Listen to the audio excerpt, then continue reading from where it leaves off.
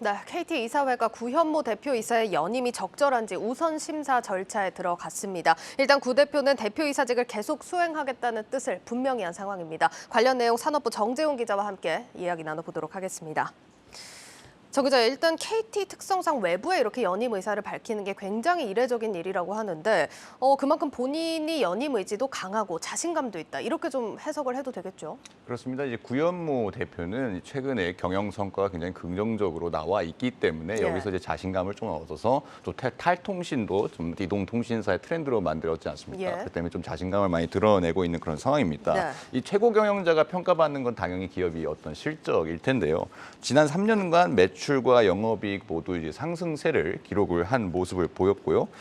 방금 말씀드린 것처럼 무엇보다 통신 산업에서 벗어나서 이 탈통신 산업, 그러니까 인공지능과 뭐 우용으로 대표되는 미디어 콘텐츠 산업도 있고 IDC라고 하는 데이터 센터, 클라우드 이런 사업도 좀 순항을 하는 그런 모습을 보였습니다.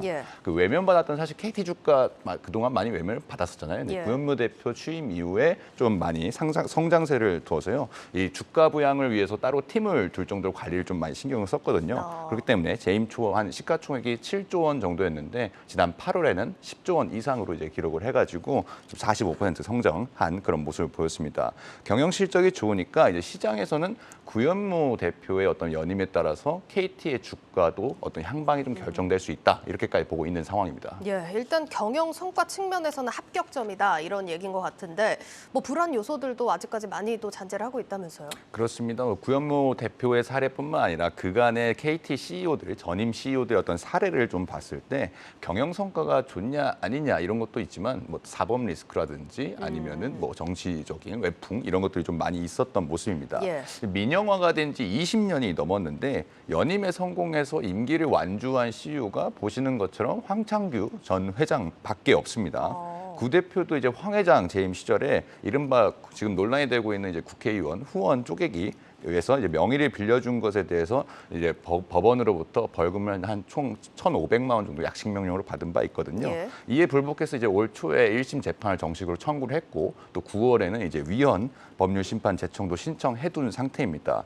주주총회에서 승인된 구 대표의 경영 계약서를 보면은 임기 중에 1심에서 금고 이상의 형이 지금 보시는 것처럼 금고 이상의 형이 선고된 경우 주주총회를 통해서 대표이사 해임 절차를 거치고 이사회 결의로 대표이사 사임을 권고할 수 있다 이렇게 좀 명시가 되고 있습니다. 이 문구가 이제 공개가 됐을 때 임기 중이 어떻게 해석해야 하느냐에 따라서 조금 해석이 좀 엇갈리고 뭐 여러 가지 말들도 사실 좀 많았거든요. 그러니까 연임을 좀 지지하는 쪽에서는 쪼개기 훈에 따른 정치자금법 위반은 2016년에 이뤄진 이것이기 때문에 대표이사 취임 전에 이루어진 것이고 벌금형에 처해져도 금고 이상의 형, 그러니까 벌금형은 금고 이상형이 아니죠. 금고 이상형이 아니기 때문에 사임 사유가 아니라는 이런 해석을 좀 내놓고 있습니다.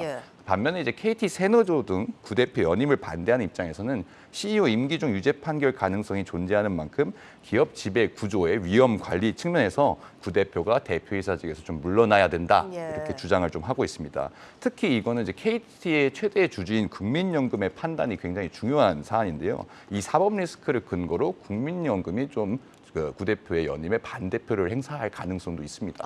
그런데 사실 올해 초에 국민연금이 사실 비슷한 이유로 이게 박종욱 사내 이사 건이었습니다. 재선임안을 반대한 사례가 있지 않습니까? 맞습니다. 현재 국민연금이 그 KT 최대 주주로서 지분 한 11.23% 정도를 가지고 있습니다. 다음으로 이제 NTT 도코모의 지분을 인수했던 신한은행이 가지고 있고 뭐 영국계 투자회사 실체스터가 다음이고 현대차 그룹도 현대차가 5.2%, 현대모비스가 한 3.1% 정도 가지고 있습니다.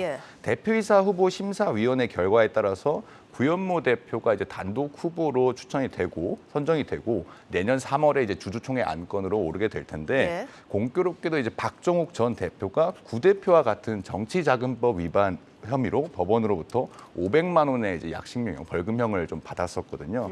국민연금이 당시에 기업가치 훼손 내지 주주 권익 침해 이력이 있는 자라면서 반대의 사실상 의견을 제시를 했기 때문에 박 대표는 주주총회 직전에 사퇴를 했었습니다. 같은 이유로 국민연금이 박 대표를 반대했기 때문에 이번에 구 대표에게 다른 잣대를 적용할 명분이 조금 없는 그런 상황이라고 볼 수 있는데 국민연금으로서는 구 대표 연임에 반대해야 지난번 박 대표의 반대에 정당성이 좀 부여되는 그런 측면이 좀 있는 것입니다. 국민연금의 반대에도 구 대표가 이제 연임 의지를 좀 이어간다면 우호 지분을 확보나 최근에 이제 신한은행과 뭐 현대차 그룹과도 여러 가지 사업 협력도 많이 하고 지분 교환도 많이 했거든요. 예. 그렇기 때문에 국민연금 표와 그다음에 이제 이 우호 지분 표의 표 대결까지도 최악의 상황에는 갈 수 있는 겁니다. 알겠습니다. 여기까지 듣도록 하겠습니다. 산업부 정재훈 기자였습니다.